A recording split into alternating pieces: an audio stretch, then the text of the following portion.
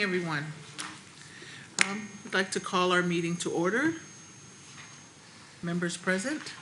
Shaquille Ali, Marie Brizuela. Here. Clayton Koo. Here. Rebecca Douglas. Here. Manufo Leah Inga Anuai. Here. Awesome, thank you. And now we'd like to ask our students from Fernando to lead us in the pledge. I'm sorry. All right. We got 3 schools, Fernando, Tobias, and TRP. Thank you. Okay.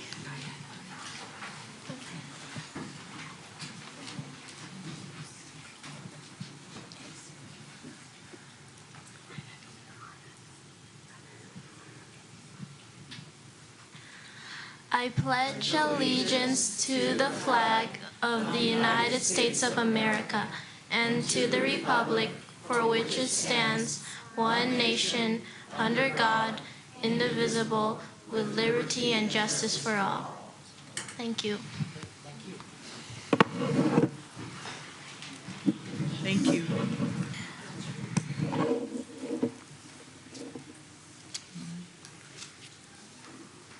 At this time, we will review our board meeting guidelines. Our new short version. Is this the new one now, finally? Yes. We got it.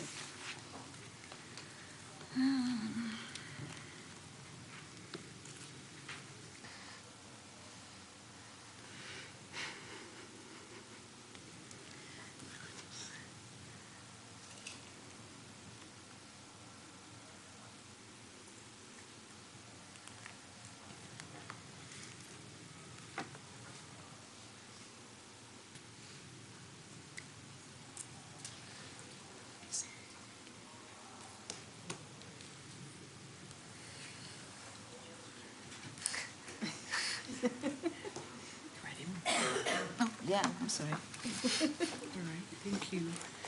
Do we have a motion to approve the agenda? I'll make the motion. Okay, I'll second it. Thank you.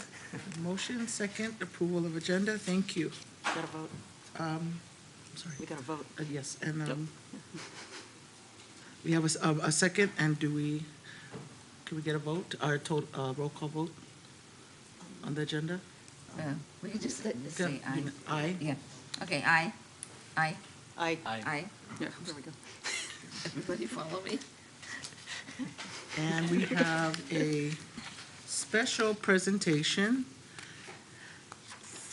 for our 2018 JESD Science, Technology, Engineering, Mathematics Fair. So we're excited to hear from our students from our STEM fair. So, Ms. Sullivan, you mentioned that you told your families to come at 7:30. So we wouldn't mind, maybe we do our public comments now, and then we do our special presentation after that, so that more students can be here? Okay. Okay. Sure. Okay. Thank you.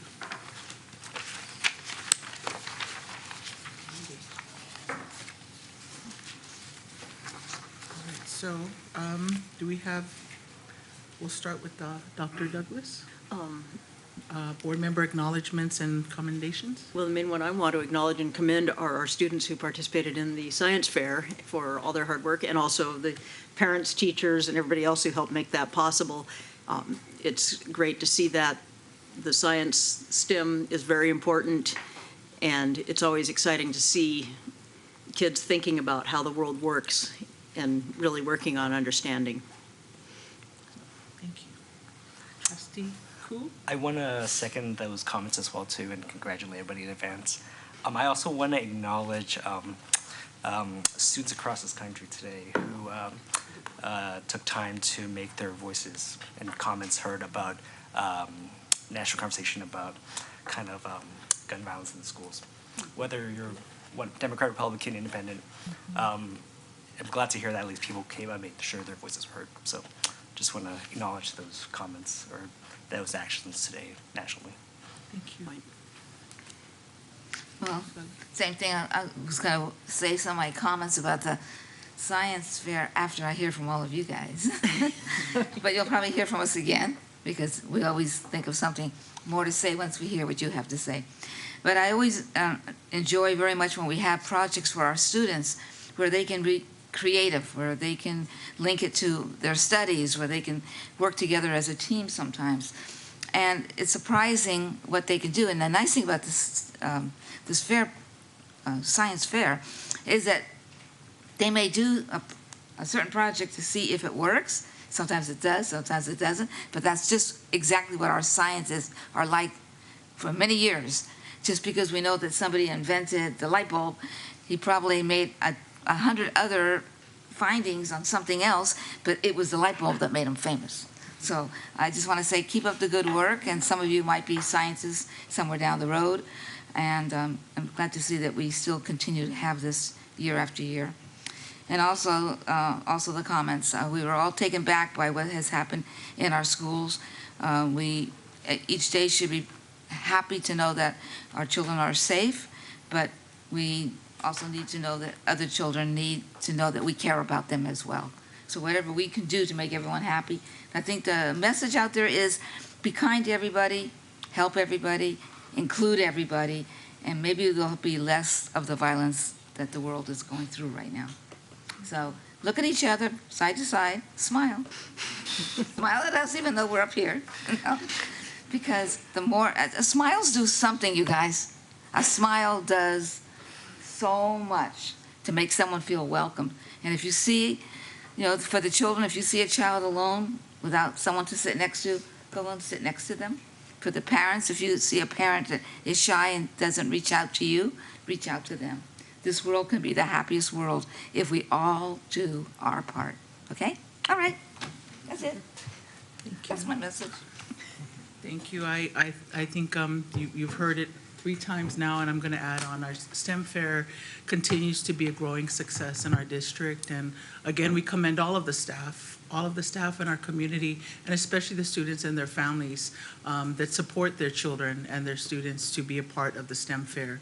So we're excited to hear from you later during the meeting, but I know that we usually save these till the end of the meeting, but I know that sometimes you are already gone and many of the students aren't with us, but next Saturday we have the Commission of Status of Women's Hall of Fame, and the reason why I bring it up is because we still have scholarship tickets available.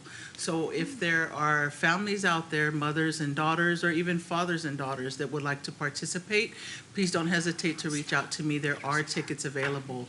Tickets are $100, but that's why we want to make sure that we have students from JESD.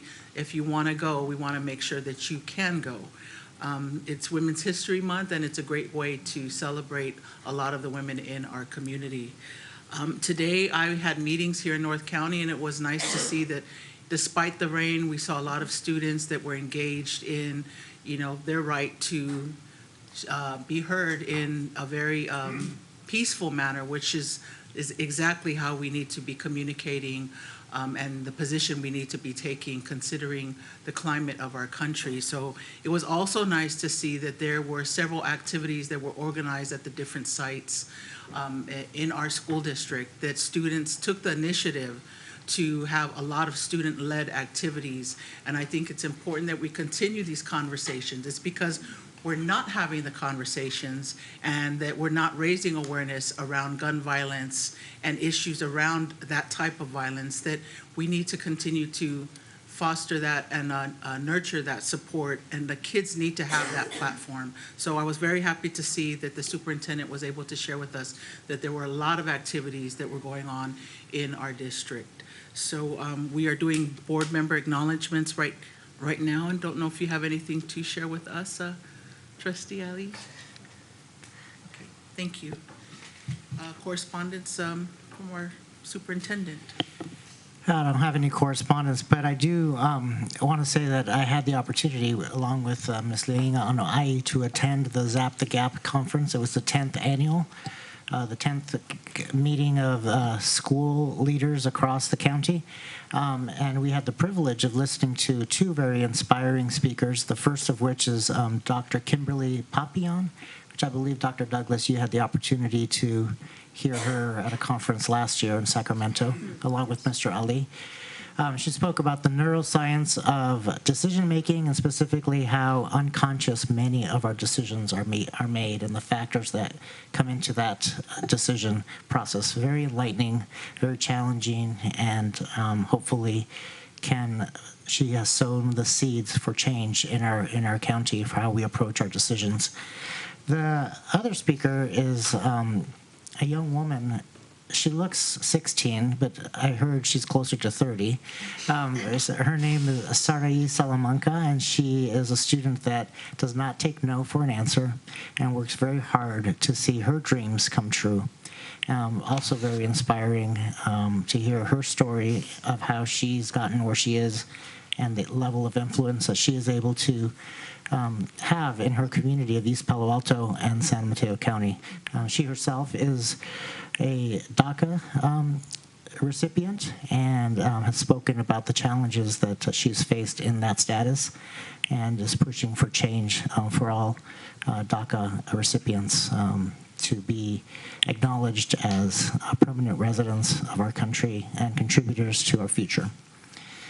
And then another opportunity we have this coming week on Tuesday at Ben Franklin School. I believe it's at 6:30. We have our district spelling bee, where students from 4th through 8th grade will be competing to determine who will be our district spelling bee winner. It's always an exciting event, especially the last 20 minutes. Sometimes it was a long one a couple of years ago, went to like 30 or 40 minutes.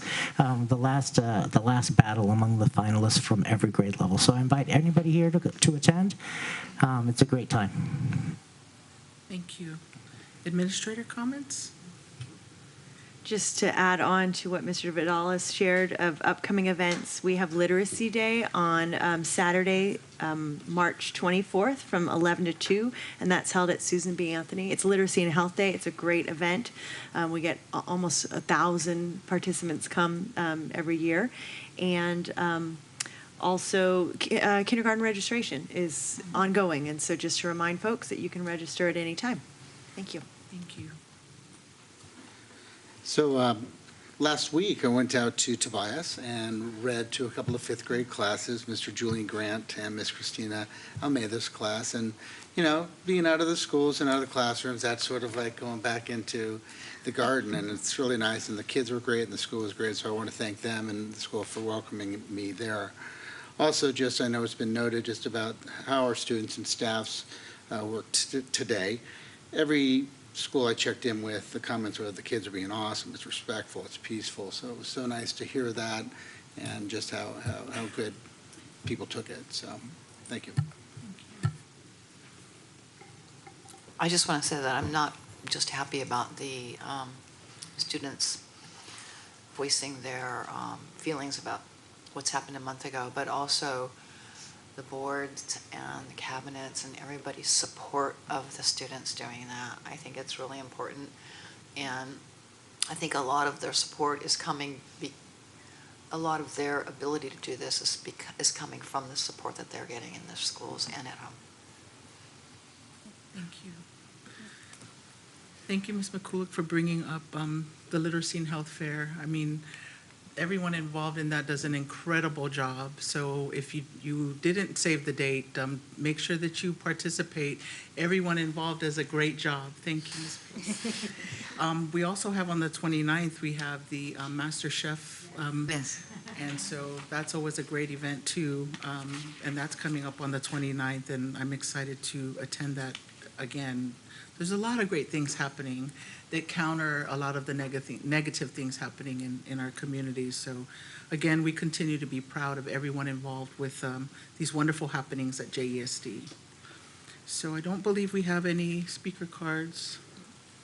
Okay, so do we have a motion to approve the consent agenda? I'll make a motion to approve the consent agenda. Second. as submitted. And all those in favor? Aye. Thank you. Do we want to move and do the science presentations? Yes. Yeah, great. Okay. Thank you. So at this time, we'd like to call up Ms. Nualis O'Sullivan and the students to do their presentation on the STEM fair.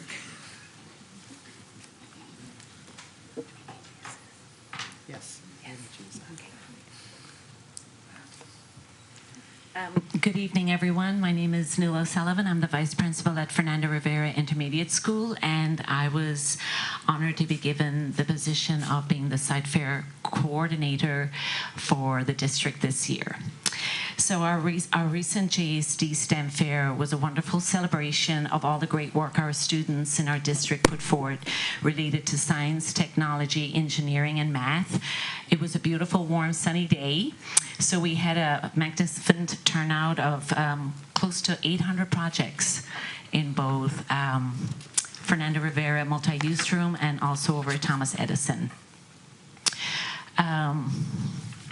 Families and teachers and friends enjoy the event, and I would like to take this time to thank all the students who participated, their families for their support, and teachers who stayed before and after school to help guide their students through the process, as well as the site fair coordinators who helped put it all together. So at this point, I'm going to have our scholars stand up. Come and join me here, and they will introduce themselves and tell you the name of their projects. And I also, Riley, you want to come on up? I want to give a special congratulations to Riley Erickson. Come on up, Riley. Her project actually placed best and fair for our district, and it placed second at the county. Okay. Oh, wow. So why don't you come on up? My name is Liana Maivet, and my project was dog saliva versus germs.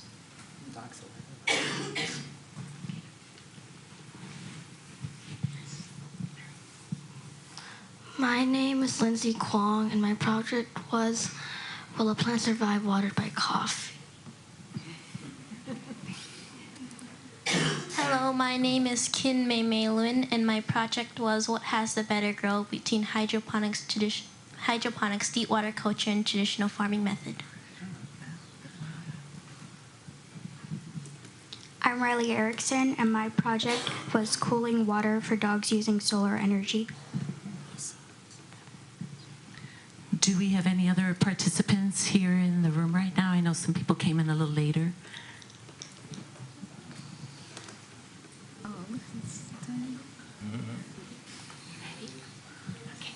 Hi, my name is Savannah, and my project was Seedless Plants. Hi, my name is Isabella, and my project was about finding how a flower would travel through the petals and would travel through the stem and into the petals. Good job. There you go. Hi, my name is Elijah, and my project was how to inflate a balloon using baking soda and vinegar. Ah. Hi, my name is Jonathan, and my project was Does egg, tea, or Coke stain faster? All right, can we give a big round of applause to all these amazing future scientists? So we also have a special award or a STEM plaque for the middle school that had the most projects that went on to county. So this year it tied. We had a tiebreaker between FDR school and TRP. So we will have to share that plaque. So if any of the admins are here from FDR and TRP, you might want to duke it out there in the back somewhere. Okay. Okay, so if you're here, you get it first, and then you will share it for half of the year. Thank you so much.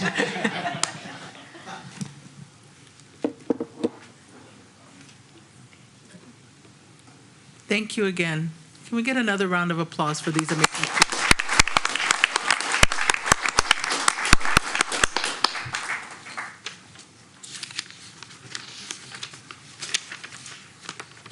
All right, so We can pass out their certificates, Okay. and they also have a special gift. are there more students that came in? That didn't get to present? Do we have more students to acknowledge? Yeah. Yeah, she wanted it by grade, so this is a third grade. No, would they be able to get up and speak? Check with our president. Okay. Other students coming up. Do we have students that weren't able to present that just got here, Ms. Sullivan? If we could have them come forward, that would be wonderful, And we'll do before all we of us. hand out our presentation If we have some certificates. STEM fair people, come on up.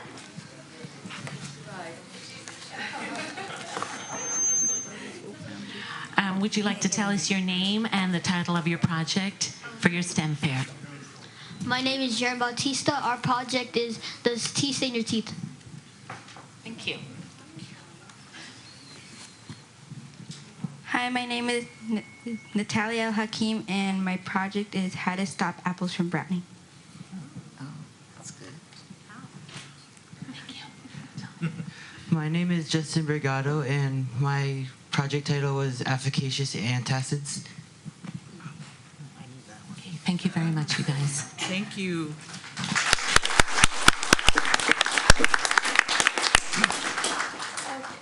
So we do, as a district, have certificates and some gifts for the winners in each grade level. I have here third grade level, and the third place. Oh, I see the first, second, third.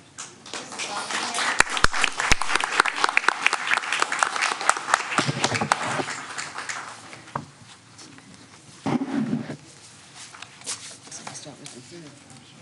And second place, Elijah Salvosa. Oh, I guess the yellow is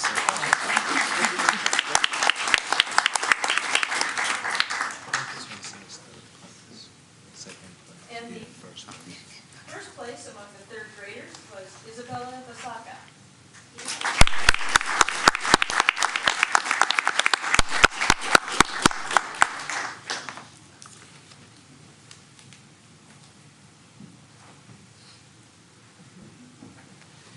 So I have fourth grade. The third place is Lindsay Hall.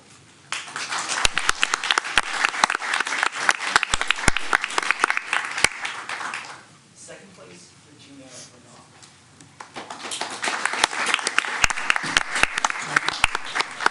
And for first place, I have a tie. Luis Retimas. And I have Bella Zelaya.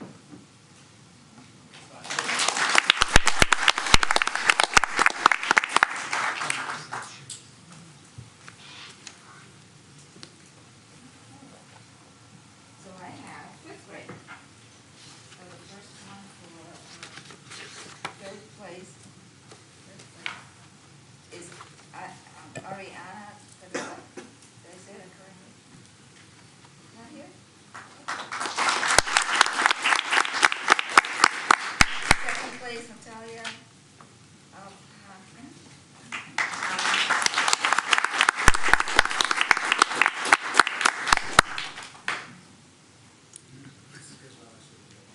Oh, sure. And so the first place will be, is Ciara Gonzalez Alegria.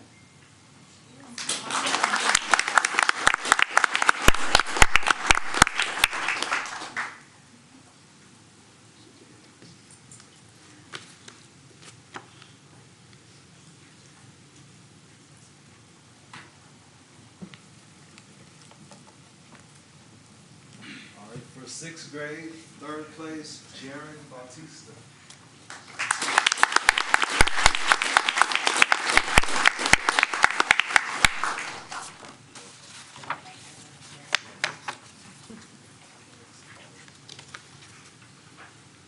Third place as well, Jonathan Fang.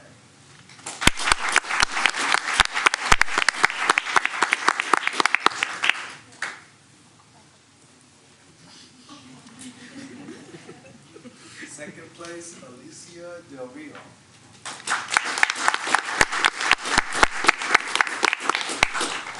And first place, Rihanna Montes.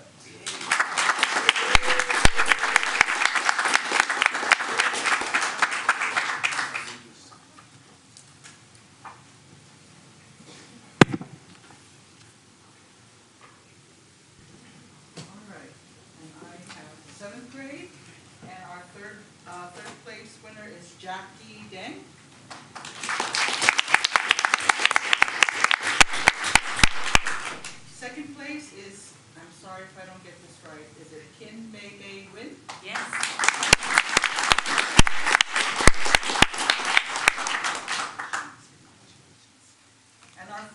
place winner is Riley Erickson.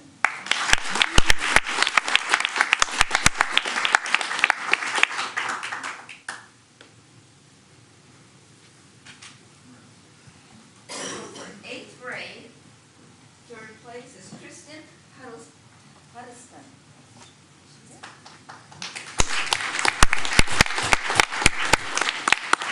And 2nd place, Justin Brigada.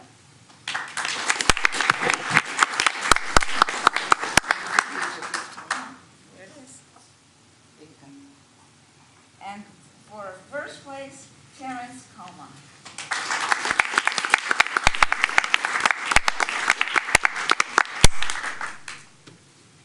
Congratulations again to all of our winners and their families.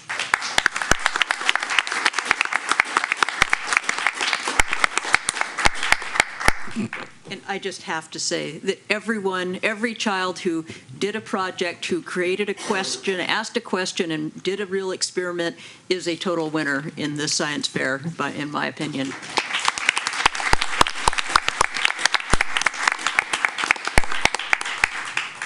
Thank you, Dr. Douglas. So now we will discuss Daniel Webster and Thomas Edison school grade reconfiguration. And this is experience growth so that libraries and other instructional spaces are being utilized for instructional space. We know what they're trying to say.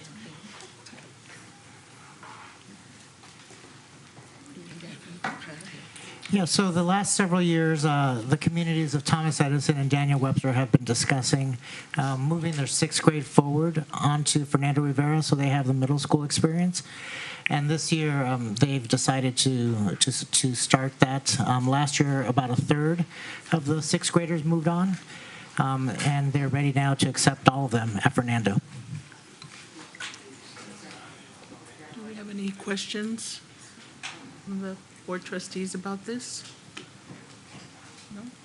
So, I do see by the comments here that there have been lots of meetings with the parents and so forth, and that it sounds like there is school buy-in, widespread school buy-in on that. At least information and knowledge, though, for sure. Right, okay.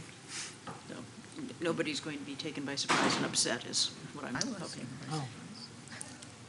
We have Ms. Huddleston is here. No, I just said, I wasn't aware that there were meetings and people were doing this, but it's good that there is. It's been over the last 2 years. Yeah, At PTA I had meetings. not heard about it, but it's been quiet, so that's good. are the meetings in their, is that included in their bulletin, or is that something that comes from the? The PTA, they're usually at a PTA meeting or a site council meeting. So, and I think this fall, they did hold community meetings with their 5th and 6th grade families, or 4th and 5th grade families.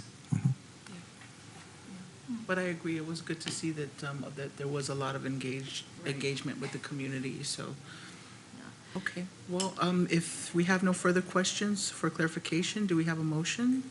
I will make a motion that we approve the Daniel Webster and Thomas Edison school grade reconfiguration as presented. 2nd. All those in favor? Aye. Aye. She just walked in. Oh, okay. Now, I would like to present, do we have Ms. Kristen Huddleston here with us? Yay.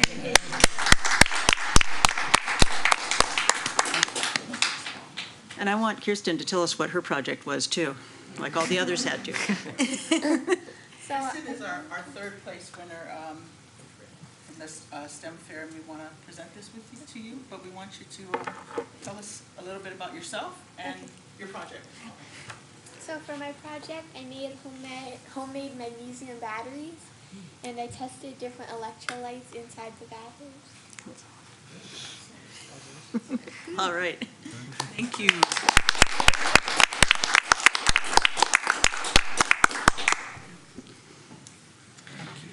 Okay. All right, so our next item is to review our events today.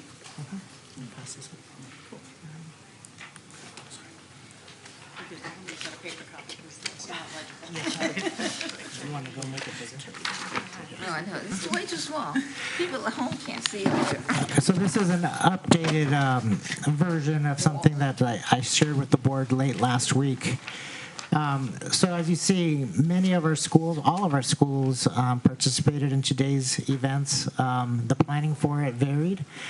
Some was with their staff, and others was with their students, and some included their PTA leadership, and deciding what was most appropriate for their school site.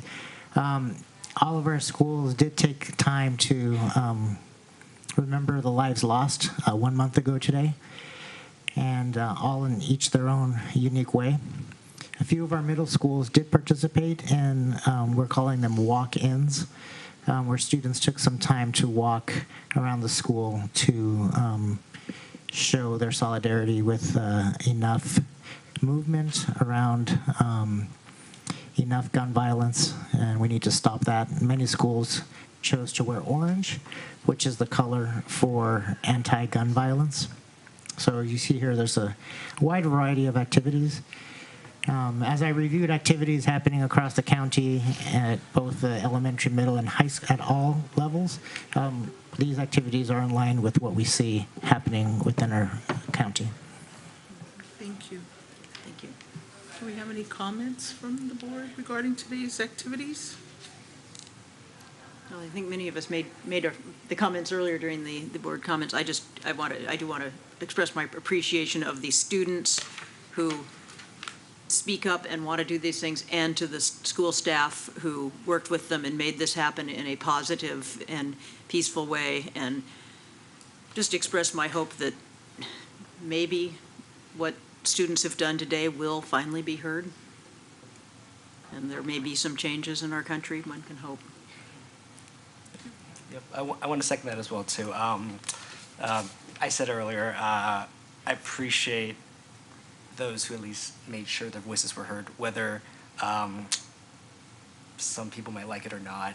At least we live in a great country. The First Amendment allows freedom of speech, and people were able to kind of make sure their voices were heard in a nonviolent way, and that across the country, similar conversations are happening. And I think it's at least a good starting point to make sure that that conversation is heard now, and hope that our legislators and our leaders take action in some way to make sure that this kind of activity doesn't necessarily need to even happen again in the future, because it's going to be part of everyday life, and that these kind of issues are kind of just addressed as soon as we can.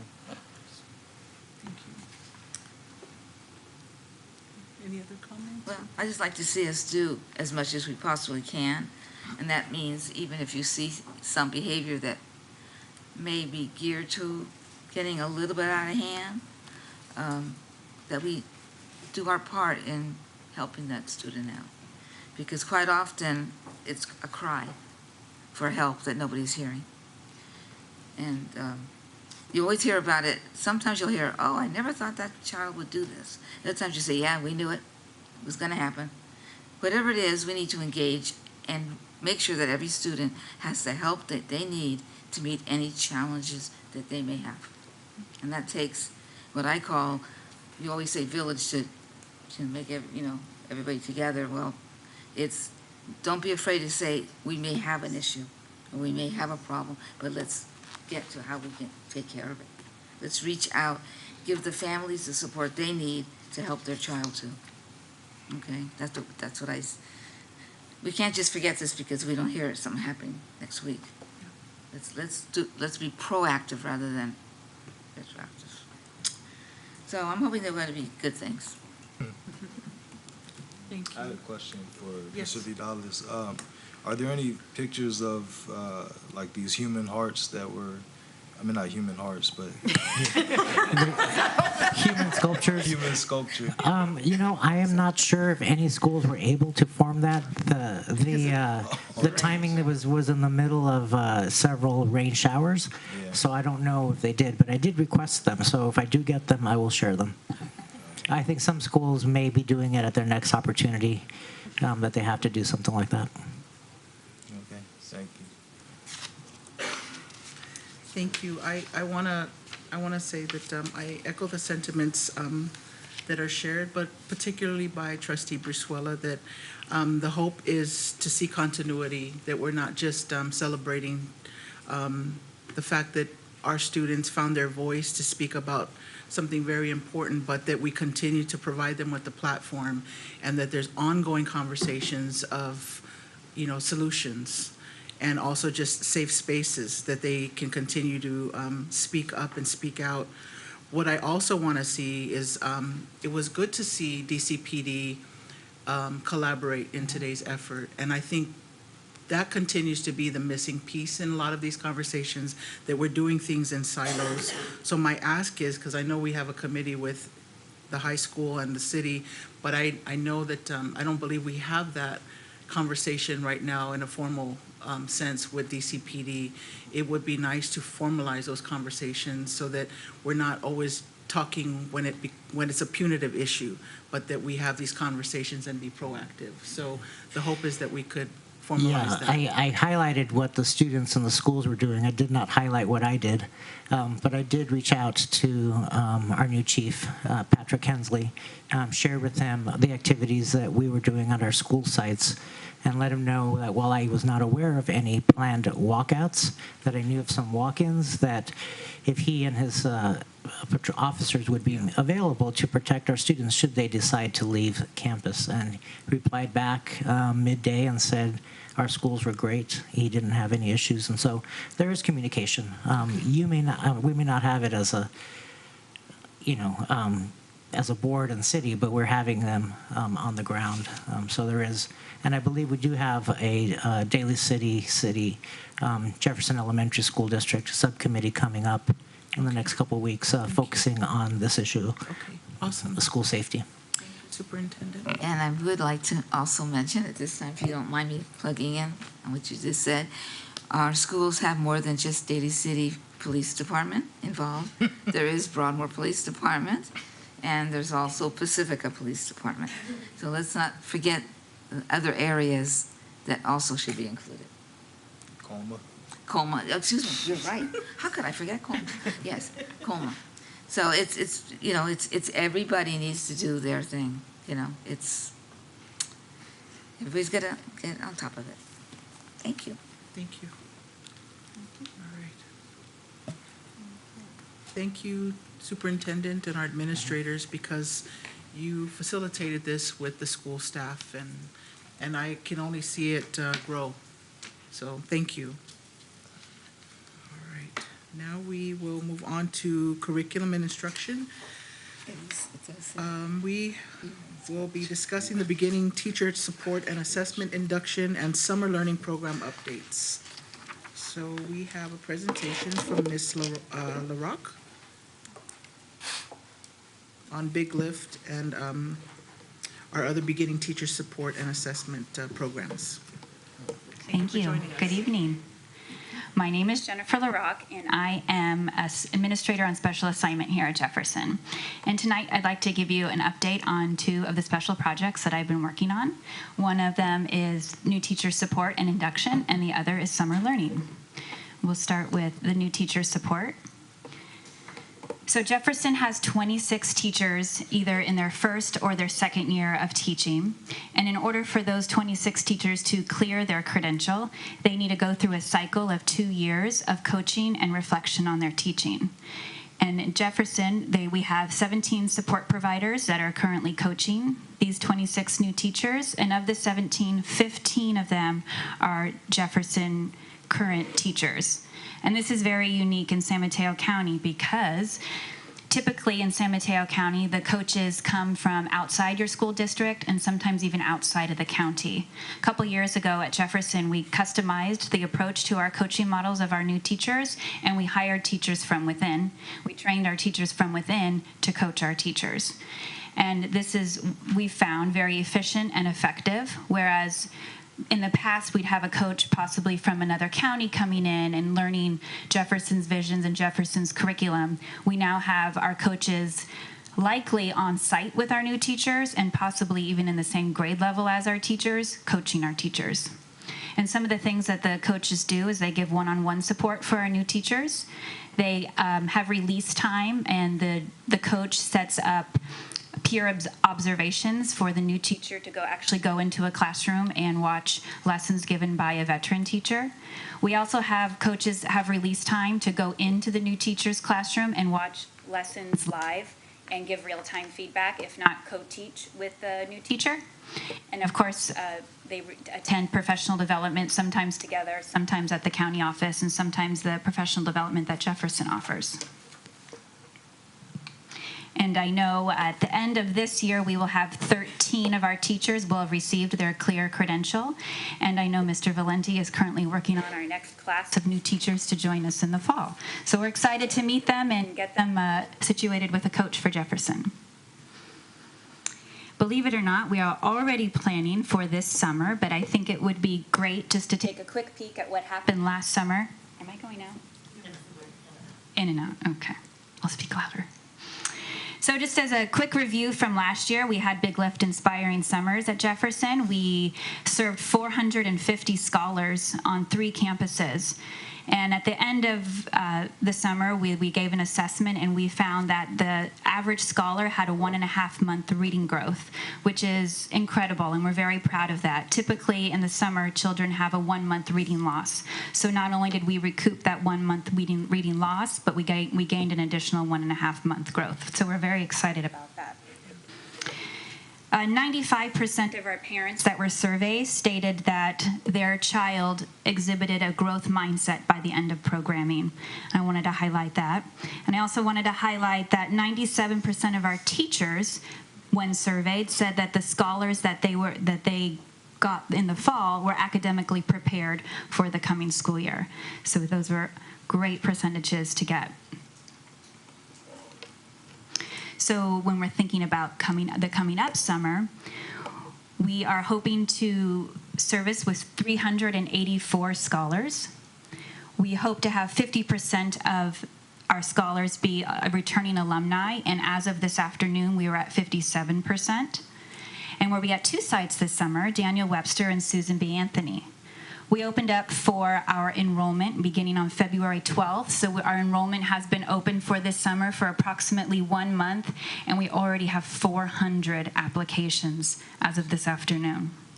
Now, we review each application individually, so it does take a little bit of time to make sure to determine their eligibility and then prioritize the scholars. Currently, we have the program staffed with 2 incredible teams to be at these 2 sites, and we will reveal those 2 teams at the end of March. They don't know it yet, but they're going to be on a good team, and we've got good people in charge. So we're happy to announce that we have a new program for Jefferson students this summer as well, running simultaneously with the Bliss program. And as a reminder, the Bliss program has a hosted family breakfast every morning. We have 3 hours of instruction, and then we host lunch, and then we do yoga 5 days a week. We have STEM projects in the afternoon, followed by a snack, and then enrichment activities in the afternoon, and that's 5 days a week. So the new program that we're happy to introduce is called Power Scholars Academy. And this will be a program that will be offered to Jefferson students, 3rd grade through 8th grade. We're hoping to get 145 students, and we will be housed at Thomas R. Policita this year. We will be working in collaboration with the San Francisco YMCA, and we are going to be offering a 5-week program with curriculum in the morning, enrichment in the afternoon, and again for our 3rd through 8th graders. We looked at many different programs to partner with for the summer, and we were very impressed with the YMCA. They have a very successful reputation in San Francisco Unified, and they show strong student growth in English language arts, math, and the social emotional development with the children. Power Scholars Academy also runs very similarly to our Inspiring Summers program. As you can see, the schedule is almost, if not identical. Again, everyone is welcome in the morning for breakfast. We invite families to eat with their scholars as well and the teachers. Then they'll have a 3-hour block of instruction in English language arts and math. We will then host lunch for them. They will have yoga, STEM, hosted snack, and an enrichment in the afternoon. They will be running the program with a college-ready focus, and we hope to do a few field trips, including one to San Francisco State University.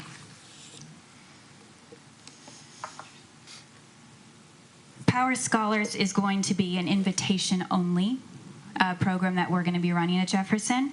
We targeted a specific group of scholars to invite. Our rising third graders will be those who have been in our our Big Lift Inspiring Summers program, alumni. And our 4th through 8th graders, we've targeted those students who we felt with a little additional support could become proficient in English language arts and math. Currently, they're not at the proficient level, but we feel with that through the month of learning in the summertime that they would be proficient by fall. Today, we actually sent out the invitations, and we sent 300 invitations that looks not similar to this. This is what got sent out today. We made it in a scholarship form. So if those students that we targeted received the invitation today, if they can probably receive it by Friday. If they can commit to the 5 weeks of the programming, June 20th to July 24th, then we would like to offer them a scholarship to the program. And again, the program is Monday through Friday, 8:30 to 4. It will run simultaneously with Big Lift Inspiring Summers. So those families who have a family attending the Big Lift and a family in Power Scholars, obviously it will be very convenient for them. And we have staggered start times and staggered ending times so they can drop one off and then the other and then pick up the same. All applications for Power Scholars is due March 30th, and they will be accepted by a lottery system once we receive them all. We ask that if they were to be accepted, that they do accept the commitment of the 5 weeks to attend the program. So in Jefferson, in our support systems, we have 26 teachers receiving one-on-one coaching. And for our scholar support, this summer, we will have 529 scholars being supported academically, socially, and emotionally during the summer. Thank you. Have any questions from the board? Yes. Trustee Ali? It might be for Mr. Vidales. I just wanted to know where the funding comes from for the Power Scholars Academy.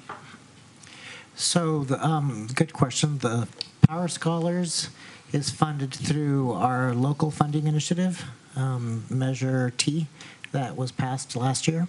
So we put in there that we would be funding enrichment opportunities and academic programs, and we wanted to do something that would go beyond the Big Lift Inspiring Summers for the primary grades. And last year we experimented with some models, and this year we are going to partner with the YMCA, who also partners with the Bell program, whose materials are used in the primary grades, to see if this hits the spot that we want to provide for some of our students over the summers. Okay. Yeah, so I would like to thank, excuse me, Mr. Vidales and whoever was a part of getting this going, because since I've been on the board, that's something that I complained about for a few years, that we didn't have a full summer school. So this looks to me definitely more like what I would like to see, and I hope that the rest of the board feels the same way. Thank you. So explain a little bit more about how they're selected. Which one? Power Scholars Academy or Big Lift Inspiring Summers? Well, either one, both of them. Big Lift Inspiring Summers eligibility is based on your income. That's a grant that's funded to us. So we're trying to get the most alumni back with us as possible, but after that it's solely based on eligibility through income. Okay. And then the other one is? The Power Scholars Academy. That's the one I'm more interested in. Okay, so the incoming third graders, we've invited all of our Bliss alumni. So our students that came to Bliss last year in grade 2, we've invited them to Power Scholars Academy for the rising third graders. For 4th and higher, we have targeted the group that on their spring assessment last year, that they were just underneath proficient. And so we're offering classes of 24 students per grade level. We've invited 48 per grade level. So the 48 students that ended up in that target area of proficiency on their test, and from there we will lottery the first 24. Yeah, the other consideration, starting with the younger ones and moving into our third graders, is that priority is given to any student that has participated in the Big Lift preschool programs. And so the idea is that we want to follow the trajectory of achievement for the students who participated with us in preschool. How are they doing as kindergartners? How do they do as first grade? How do they do as second graders and third graders, and so forth? And so we hope to be able to extend offering those programs. I think the results are going to be pretty amazing and pretty compelling, I think, to be able to approach funders and communities to expand these programs for more students every year. If we can show that we can shift the trajectory of achievement by providing not just quality preschool, but quality yearly programs and also summer programs that continue their achievement trajectory. Thank you. Questions or comments? Sure. Thank you very much for the presentation on teacher support as well as summer program. And I'm really happy to hear that Measure T was able to help fund this program and kind of give our students an edge in some ways towards future success. So just want to thank you for that. I have nothing further to add. That pretty well sums it up. So I did have a question. For those students that are invited to the Power Scholars Academy, hypothetically speaking, if you don't fill those spots, are other third graders or fourth graders able to, if they're not invited, are they able to apply? And then what do we do if we do? I doubt we will have trouble filling those spots. I have no doubt we're going to be full. I have no doubt we're going to be full, but if not, we have like an A list and a B list. So we've already invited our first 48, and after the first 48, if we don't fill up a classroom of 24, then we just keep working our way down the list as they scored proficiency on the test. Okay. And that is your target population first, right? Correct. Okay. Thank you. Thank you.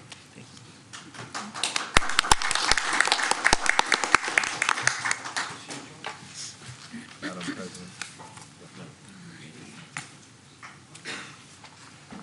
All right, so we now move on to business and financial procedures to Ms. Kessler, who will be sharing with us our 2017-2018 second interim budget review.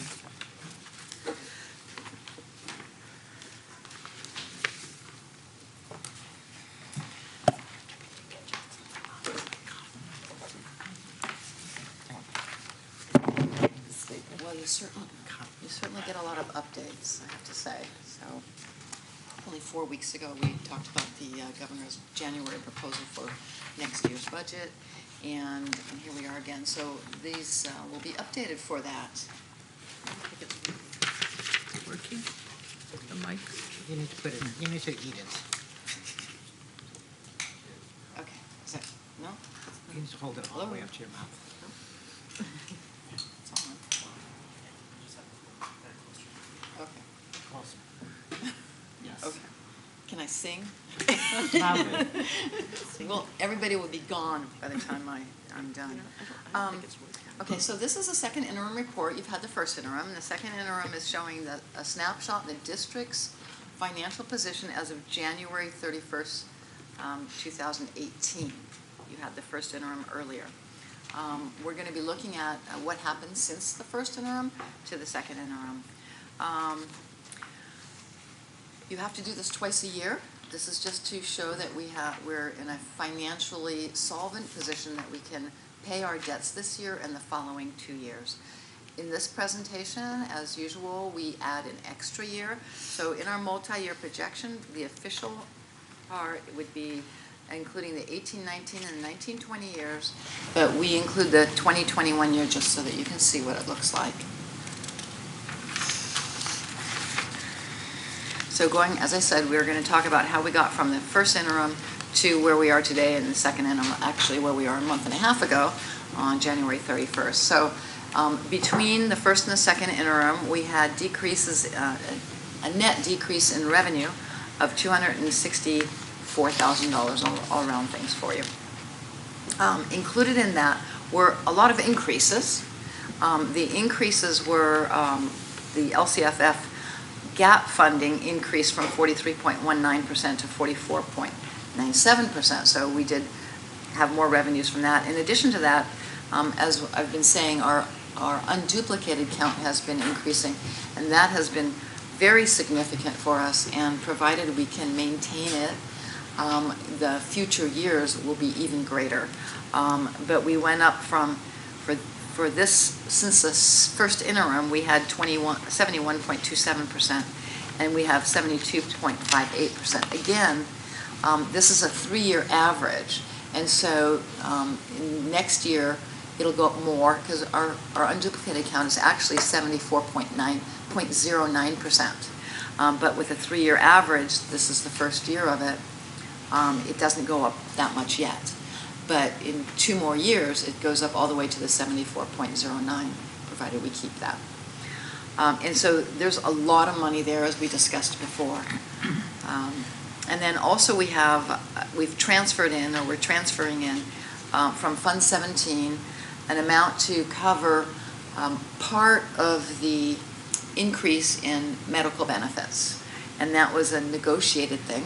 And near the end of this presentation, I'll show you more on that part, where I show you the dollars that we're spending. But that was an increase in revenues there, as well as Homework Center and local donations. So all of these were increases to our revenue, but we had one very large decrease to revenues, which ended up costing us a net decrease of the $264,000. And that was the cost of county programs has gone up again significantly.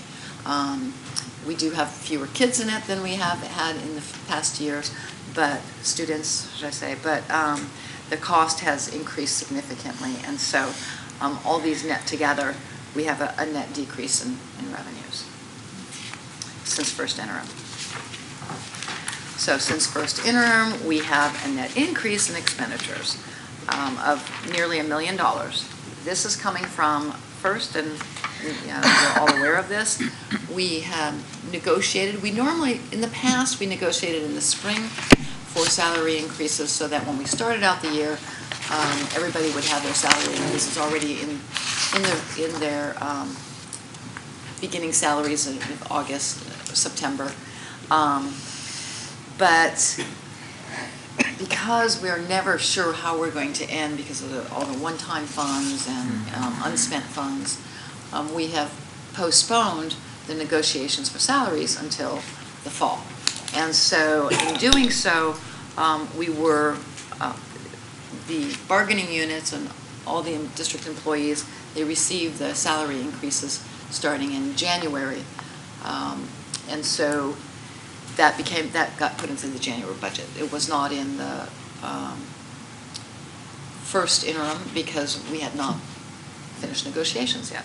So that was an increase in salary, in costs for the district. Also, as I said, we transferred money in from Fund 17 to cover the negotiated increase that I'll go over again later on. But also, we had those expenditures went up. So the expenditures, in part, were covered by the increase in revenues in the previous slide. But not all of them, and I'll show you that later on. Also, we have an increase in workers' compensation, and that comes from our rating, the district's rating. It's not a county-wide thing.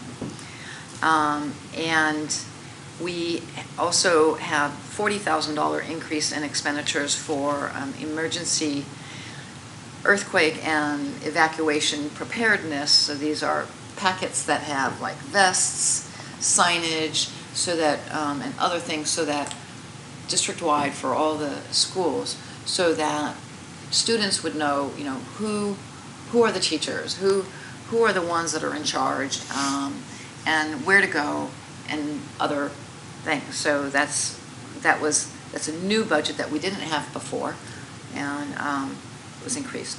And so in the previous slide, we had an increase in revenues for Homework Center as well as local donations, and so consequently we have an increase in expenditures that goes along with them. But probably one of our biggest expenses is right here. Well, half of it was $450,000 increase expense in transportation from the County Office of Ed for our special ed students. Because of where they're going, sometimes they need buses that we used to be able to share with other districts, but because of where they're located and bell schedules, we're not able to share some of the costs. So that went up significantly, and we have asked the County Office of Ed to please look at the routing schedule to see if there's any way of reducing our costs by working together with other schedules, but currently there's not. So the multi-year projection has basic assumptions, and in the multi-year projection that I'll be showing you, we have 100% LCFF funding throughout. As you know, the governor, that's his proposal. We'll see what the legislature does. I do believe we will have the 100% gap funding, which means we have reached the target. So, and again, as you know, the target is not some great, wonderful place. It's just kind of getting us back to where we should be all along, at the low level compared to other states. So that's just the should be to maintain what we would have been doing. But of course, we want more funds for education, not to be in the low 40 percentile for of all the states for funding education. COLA, of course, this is typical for COLA. It's, runs around 2.5% overall, and I'll talk about that a little bit more in one of the last slides. One-time funding. So this year we have approximately $900,000, and next year, according to what the governor would like to fund in one-time funds, it's $1.7 million for our district. And then, of course, in 1920, there's zero because it's called one-time funding. We can't know what's going to happen in that year. Again, the increase in, as the previous slide that I showed you, the increase in the unduplicated count, as you can see, the previous slide showed this year. This will show next year, it goes up, and then we're at the 3-year average is averaging the 74.09, and that will continue provided we maintain that level. If we go up, it'll go up. If we go down, it'll go down, but it will be a 3-year average. We are still experiencing declining enrollment, and we will, in next year's budget, we will have declining enrollment protection for this, at this current year's attendance rate, and then it will fall off in the following years. So declining enrollment protection is for 1 year. If it keeps going down, we keep getting 1 year for each year that precedes it. And then if we go up 1 year, in the following year we get that. So it's better to go up and down than just down. In the multi-year projection, also, in realigning for the fewer students that we have fewer instructional positions by 7 positions. So that is also being reflected in the out years. Step and column is included in the multi-year projection. All the increases for the STRS and PERS, as you know, we continuously have to pay more. One day we'll top out, but it's taking a huge chunk of our change here, our dollars, not change. And then in the multi-year projection, the final year, well, the out-year cuts for 1819 and 1920, we do not need any cuts in order to meet our 3% reserve for economic uncertainty. That does not mean that we aren't deficit spending. It just means we don't need to have cuts to meet our 3%. We still have a fund balance that can cover that 3%. But in 2020-21, which again is not an official part of the second interim, so we don't really have to speak to that at this time, we would have to make $2.8 million in cuts in order to make the 3% reserve for economic uncertainty. So you've got bigger ones here, so you can see it on yours.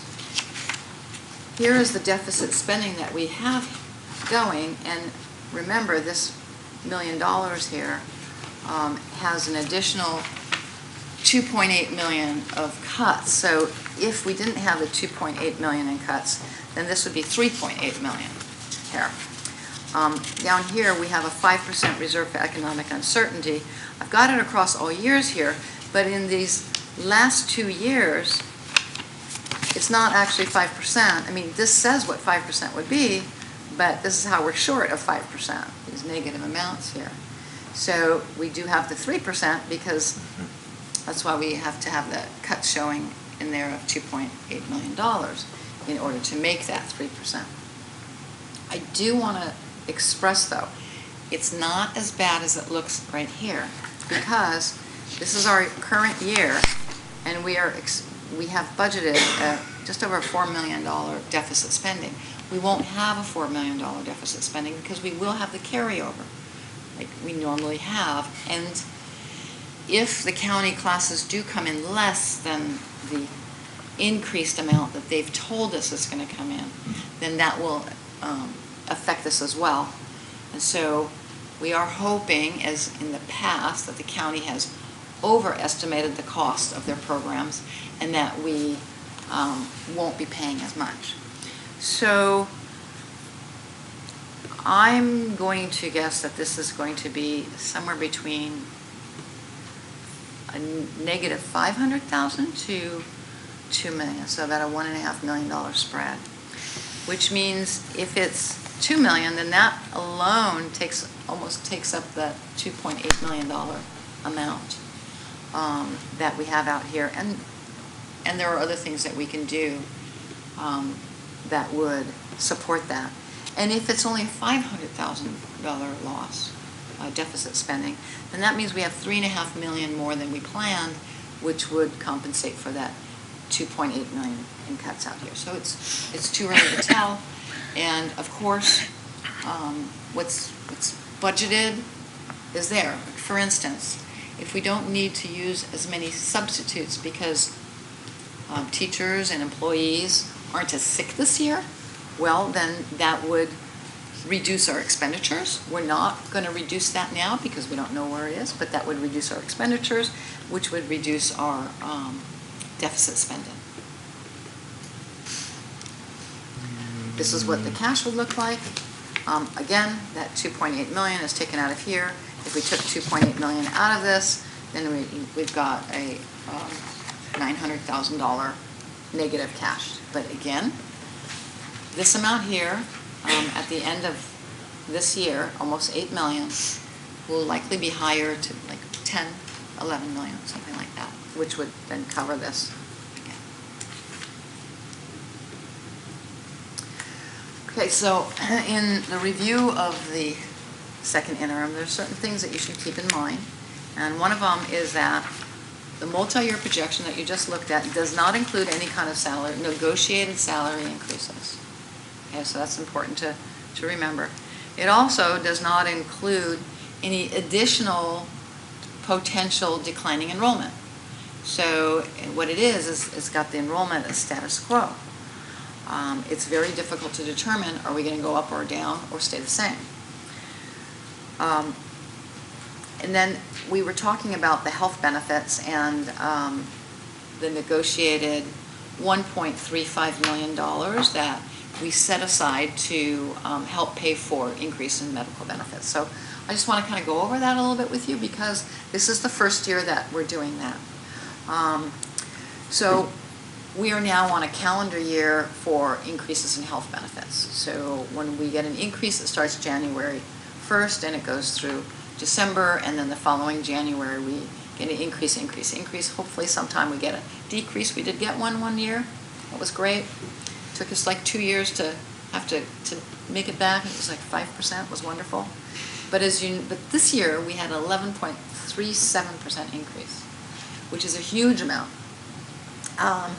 So of the increase, so first off we've got the monies that we've got the premium costs that we had in 2017, and then we have the district caps, okay, on employees with dependents. So of the increase, that 11.37%, first off, the district pays 100% of the traditional Kaiser plan for employee only.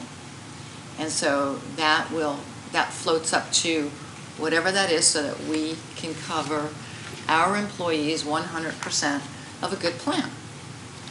And again, that's the employee. So district is paying for that. That's not coming from that reserve.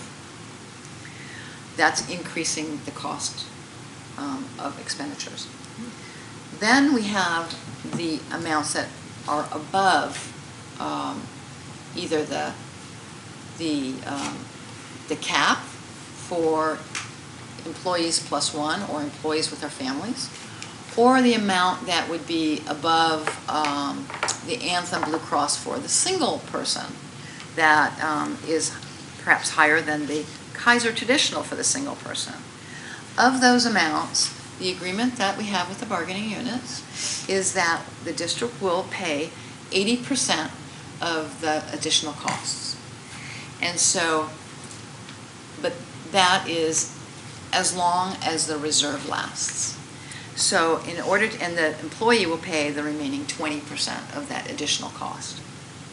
So the original reserve was $1,350,000, and the cost for the 80%, covering the 80% increase is $156,000.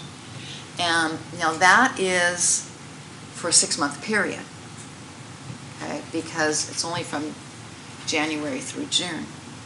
So if it was a full year period, instead of $156,000, it would be $311,000. So at the end of this year, when we subtract out the $156,000 from the $1.3 million, we'll have left in that reserve $1.2 million. Now, I reviewed this with our Director of Fiscal Services, and we felt that it would be reasonable to think that the next 2 years, a 4% increase would be like a reasonable increase in the cost of health benefits. We don't know what's going to happen, but in using that, we would be able to, the leftover reserve, the $1.2 million, would last the next 2 years. It would last 2018-19 and 2019-20. Even up to about 5% would still be covered there. And so then the reserve would be gone at that point. Now, of course, if there's no increase, then it would only be another $640,000, and this would last 4 years instead of 2 more years. Okay, so also the LCFF, something to keep in mind is that the governor is proposing full funding. And of course, legislature has to pass that. But once that happens, for the most part, we're basically going to COLA increases in the future. We have been getting really great increases to get up to the target since 2013-14. We've been getting more than they said we were going to be getting. It was a 7-year period, and they did it in I guess it's like 5 years, I think. And so in the future years, it's going to look really grim when it's just the COLA amount. You saw the COLA, 2.5%. So we have to keep that in mind. And another thing is that the legislatures are very interested in increasing the LCFF base level.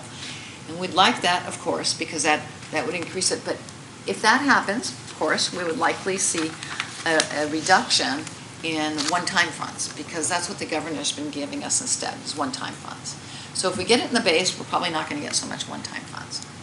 If we don't get the 100% LCFF gap funding, then we will likely continue getting one-time funds or increase in categorical programs, or a combination of the two.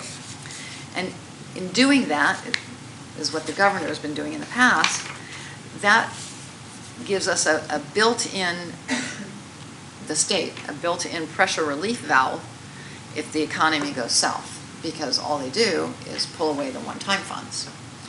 If we get if the base gets increased and the economy goes down, then we'll probably get like we had before. They would deficit what we were going to get, so it would go down because of that. As long as the economy keeps steady and doesn't go down, if it goes up, we benefit. If it keeps steady, we're okay. If it goes down, there's going to be a problem. But of course, we want increased funding. So, tonight, with the second interim, what you have to determine, and based on the information that I've given you, we can meet this year's financial obligations, and we can meet the following 2 fiscal years' financial obligations.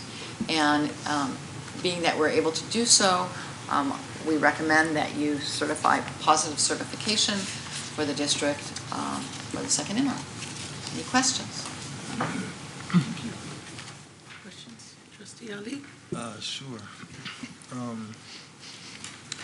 Would it be possible to spread out the cuts, like instead of waiting until that year and doing 2.8 million, doing 1.4 million the year before? If we did something like that, would that affect our positive certification? Well, first off, we have the positive certification. I mean, I'm hoping you vote on it because all the numbers would indicate that it's a positive certification. Certainly, things can be reduced ahead of time. And there are things that we are, will be bringing to you with the LCAP and what our plans are. One of the things is that we've built up a reserve for technology, and we've discussed our technology needs, and we do believe that we can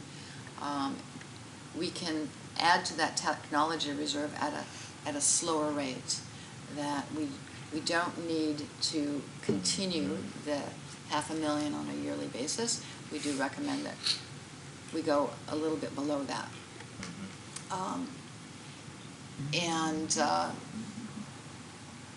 For instance,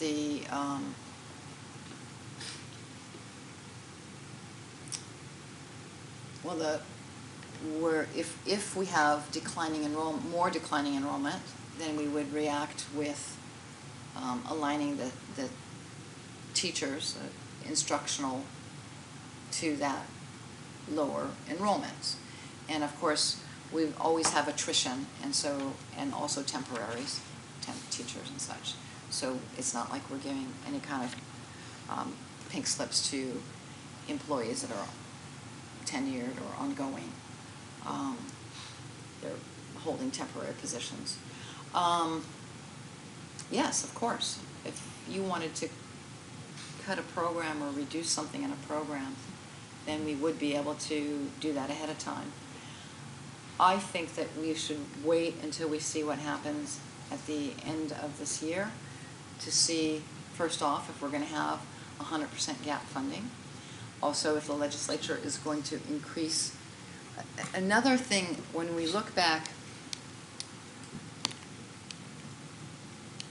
here, is you have to remember that in the out years, past next year, so in 1920 and 2021, there's no one-time funding, and we've been getting this one-time funding. So I would expect that, well, first off, it would probably be the 100% gap funding, but still, there's likely to be some type of additional funds coming in, whether it's an increase in base or if it's more one-time funding in the future. So before we start making any kind of dramatic cuts, we want to be in the position where we really feel that we cannot sustain ourselves without those cuts. Mr. Ali, so I appreciate your vigilance in keeping your eye on that deficit spending. If you remember from the first interim that the County Office of Education asked us to be ready to identify any kinds of reductions we will be making whenever we show that a reduction has to be made in any of the 2 following years. So I think when we passed the first interim, we had some reductions for 1920 and 2021, and so they asked us to be prepared to identify what those reductions could be. We no longer have those reductions put into the 1920 year. We have them all in the 2021, so we don't have to identify now, but should next year come about, and we do have reductions in that 2021 year still, then the County Office of Education will ask us at our second interim next year to identify what those reductions will be. And there would probably be a slide in this presentation that would identify what they would be and where they would be. All right.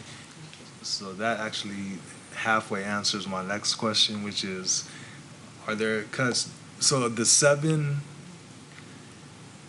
positions that are on the table to be cut in that, what is it, 2021? No, next year.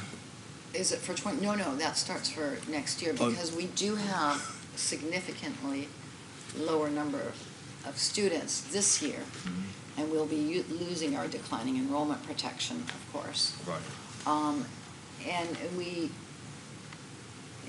I think, what did I say? In the last 2 years, 241 students less. And so it's really a reaction to that.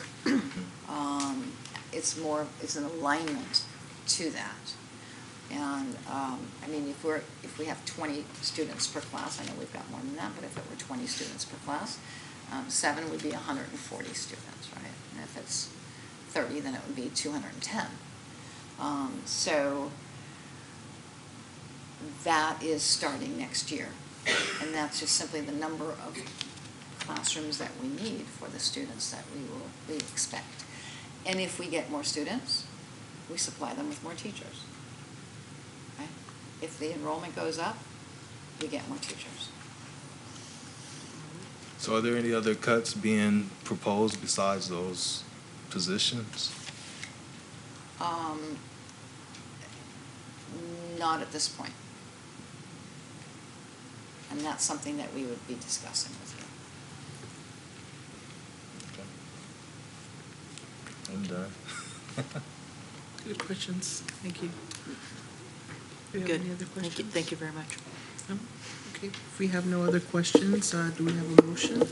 I'll make a motion that we approve the filing of positive certification of our financial condition, and also approve the revision to our working budget to correspond with the projected year total, and approve the projected amount for the 2019-20 budget reductions. Second the motion. We have a second. All those in favor? Aye. Thank you. Thank you, Ms. Kessler. Now we move on to our board policies and administrative regulations. And this is for July 2017 CSBA board policy revisions, second reading.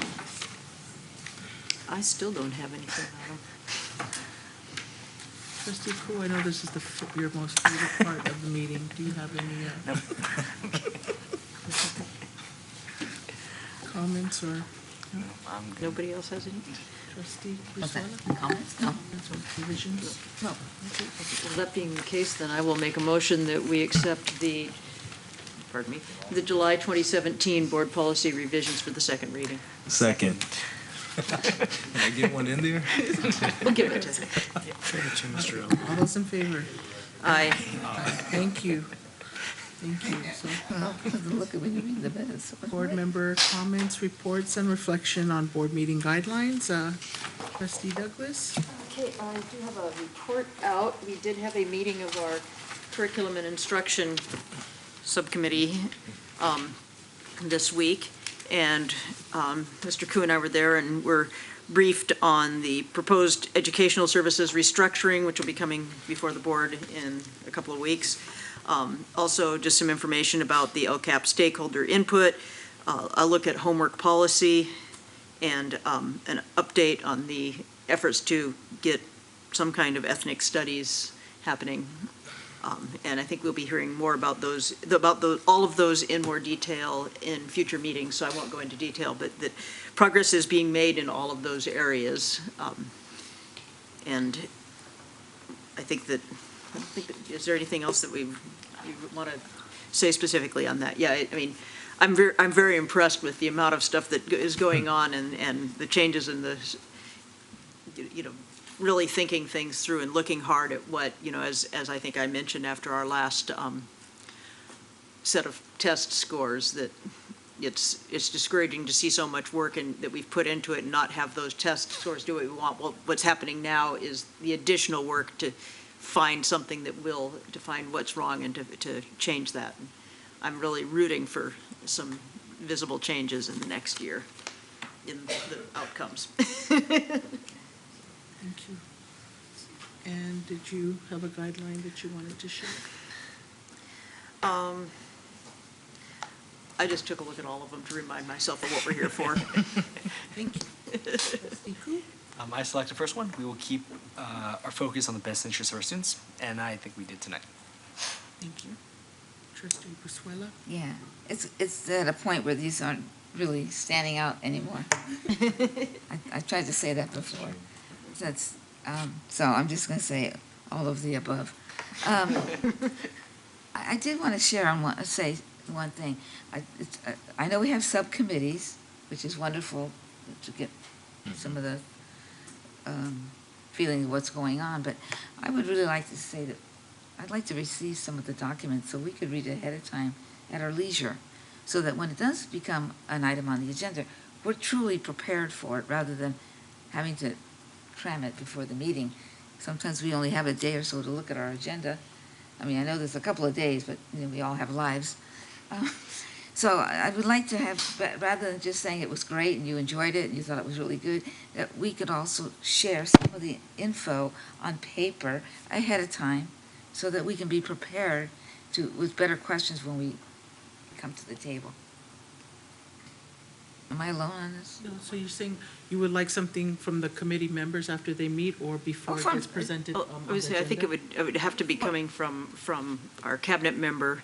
Yeah. And so you're basically asking for that backup material to come earlier than when the agenda is absolutely, 'cause released. you're all excited about it, but I can't get excited because I don't know what it is you're getting excited about. But I just think that sometimes at the last minute, we get something, we're supposed to read it, sometimes there's not a lot of time for questions, but we should be able to see it and realize, more about the situation before it comes to the table. So I'm just, we do receive. It's not information that's confidential, but it's nice to be able to share in your enthusiasm so we can see it, and also when we come to the table, have better questions to ask. Yeah, I mean, I will say in defense of how we're doing things, we do get our agenda almost a full week before the meeting. We get it on Thursdays before the meeting, the following Wednesday. I know personally sometimes I am cramming it in, reading at the last minute, but that's really my fault, not, I mean, a week is a pretty ample amount of time. The other thing is, when we used to have committee reports before, possibly before your time, on being on the board, is that it also gave the whole board an opportunity to share what we think about a particular item, so you can take it back to the subcommittee. Because you're only a subcommittee representing all of us, and if we get the information right on up front, then we can say, oh, when you go to the next meeting, this is how we feel. This is what we would like to receive, or that's how subcommittees used to work, but now we just wait for a little report that's not in depth. That's all. I'm just saying it would be nice to get more information. So if you remember, the subcommittees are advisory committees now for the superintendent and cabinet, and so they're mostly reflection, like here's what, as you experienced in the budget subcommittee that you went to in January, it was, or February, it was, here's what I'm going to present to the board. What are some areas that are not clear? How can I give more clear information for all board members when we make the presentation? And I think it serves that advisory capacity. No decisions are made. And I think Dr. Douglas and Mr. Koo served that capacity for Ms. McCulloch at the last meeting. She shared, here's what I am intending to present to the full board at the next meeting. Does it make sense? Where do I need to provide more information? And there's no problem giving some of that information out, but we certainly can't discuss it when it's not agendized. So. Yes, and thank you, Ms. McCulloch. That is in fact what we have done. Actually, I think all the times that I've been serving on the curriculum committee, at least, that it's been really about sort of being a sounding board to see what, and to come up, see if there's anything else that we can come up with that ought to be explained or presented in that. I think I'm hearing everyone, but I want to just see, I wanted to get clarification, Ms. Brusuela. So are you asking then for a separate report out from this? I mean, because as mentioned, it's not agendized, but is that then something, Superintendent Vidal, that's something we would need to revisit as far as our policies? Because I don't think we have that in there right now, is reporting out from our committees. I think it is part of, it is a report out of committees right now. If it's not agendized. Well, we need to agendize the topic, and sometimes we don't know. I mean, Ms. McCulloch met yesterday, I believe, with Tuesday. Yesterday. That was It's been a long day. So I don't always know what I have an idea, but an alternative, and I think this is the practice that we've established, is that in your weekly information bulletin, oftentimes information is provided to the board 2, maybe even 3 weeks before you would see it on an agenda, as here's a piece of information that you may need to start thinking about and processing and asking questions about, as it will be coming in an upcoming board meeting. And I recall, Ms. McCulloch, when I was on the Curriculum and Instruction Committee, you had done that for us too, which I think if we do that, would that be sufficient for you, Ms. Well, so we can see the information. If you don't want it to be discussed here, but we should receive something so we know. Because it used to be, when we had the committees, that if the board wanted to advise the members that go to meet with administration on what they would like to receive back too, that's an opportunity. We just haven't done that for a long time, and it's just like, tonight I don't really know more than what you kind of skated over. Yeah, I mean, can I say that one reason I don't want to go in, or all of this is stuff that Ms. McCulloch will be giving us proper presentations on, and I feel like if I start trying to summarize what I understand and retain from our meeting yesterday, I'm probably not doing any of us a service. If we want to have some of that covered in the info bulletin or something so that you can start seeing what it will be, that would be great, but I'm very reluctant to try and preempt the presentations that she puts a lot of time and effort into preparing and making sure are delivered in a, clear and coherent way, which, so I can't really go into that detail and do it any justice, and then it becomes redundant as well. As far as having us to have things to take back to that committee, that's something that would need to be noted before we're going to have that meeting, I think, so that we, going in, because at the table here. So maybe we should be thinking about that if we've got, we're agendizing a meeting for, this committee or that committee, that, is there anything that should be taken to it? That would be a different question, I think.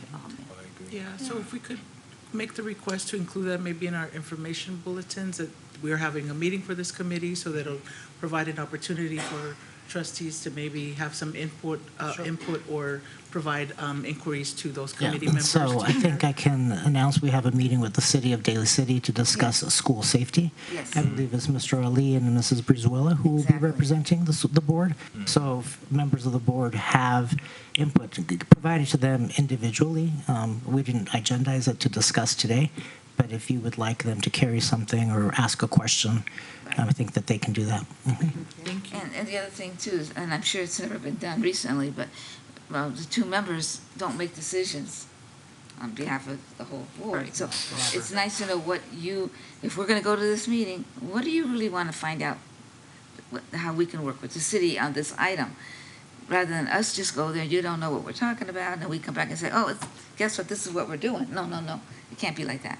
So that's what I'm just saying, is that we are a team, and we should all have an opportunity to offer something when you go to, you or us or whoever it is, goes to those subcommittee, that we can ask those important questions of another body. Is that all right? Yeah, I mean, that's perfectly all right. It has to happen before we have the meeting. I mean, Exactly. So I will try to, and I can't promise that it will happen all the time because subcommittee meetings are scheduled sometimes within a week. But since the agenda does come out 1 week before, I will try to put on the board report section, like upcoming subcommittee meetings, and dates, so that the full board's aware of what's coming and has an opportunity to provide any kind of input to those subcommittee members for that meeting. Thank you, I appreciate the discussion. Superintendent Vidalis, and if I, or even if you're on a committee, if we can assist in any way to facilitate that process, is taking ownership of that on the committees that we serve on, to assist you with those efforts. Thank you. Yes. Trustee Ali, did you have anything else you? No, I kind of just jumped in that because of your announcement, but I really, at this point, I don't think I really have anything else to say. I'm fine. Thank you. Trustee Ali?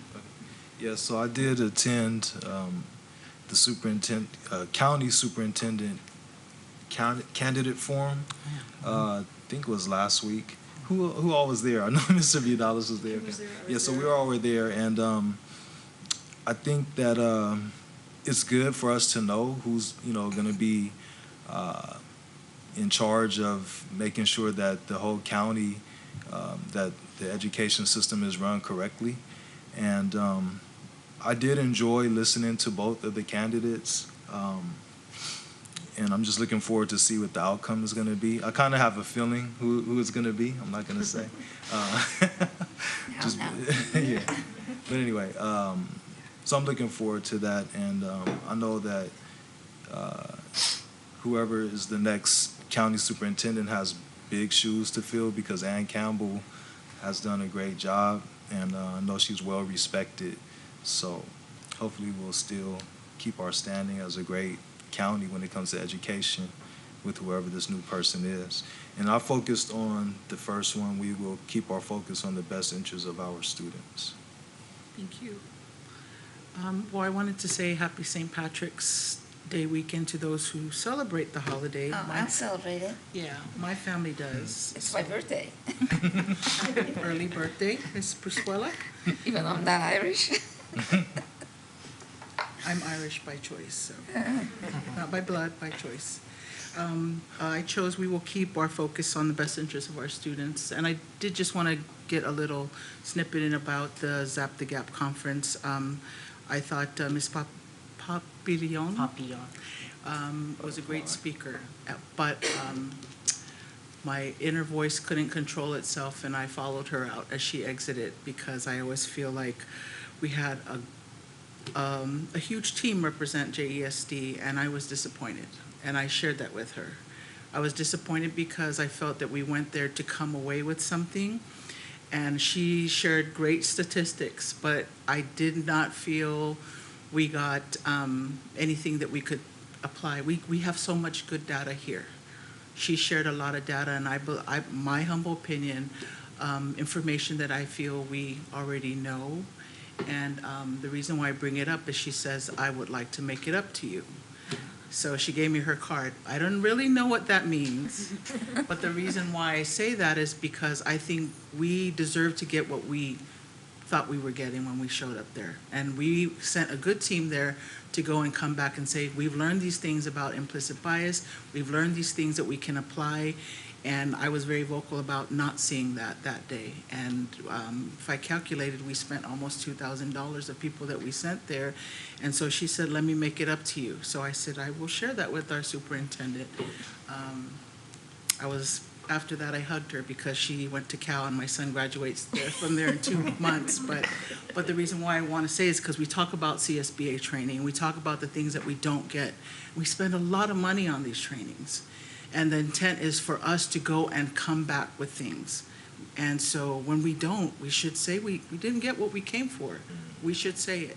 So I wanted to pass that on. I will share her card with you after today's meeting and see how she'd like to make it up to us. But other than that, thank you everyone for all the great work. Today's demonstrations that I got to see, I really wanted to take pictures, but I was driving, and the police, I really wanted to, and the police officer did not allow me to pull over to take pictures in front of MP Brown. So, yeah, so I had I called Chief Hensley and said I missed that opportunity for it. But anyways, it was nice to witness. And it was very peaceful and well-organized. So I just wanted to share that. But have a great weekend, stay dry, and I don't know if we have any cards for our closed session. No? Okay, then we don't have anyone addressing us, so we will close out our meeting this evening and take a moment of silence and adjourn in memory of Deanna Kay, a retired teacher at Woodrow Wilson Elementary School. And we observe that moment right now.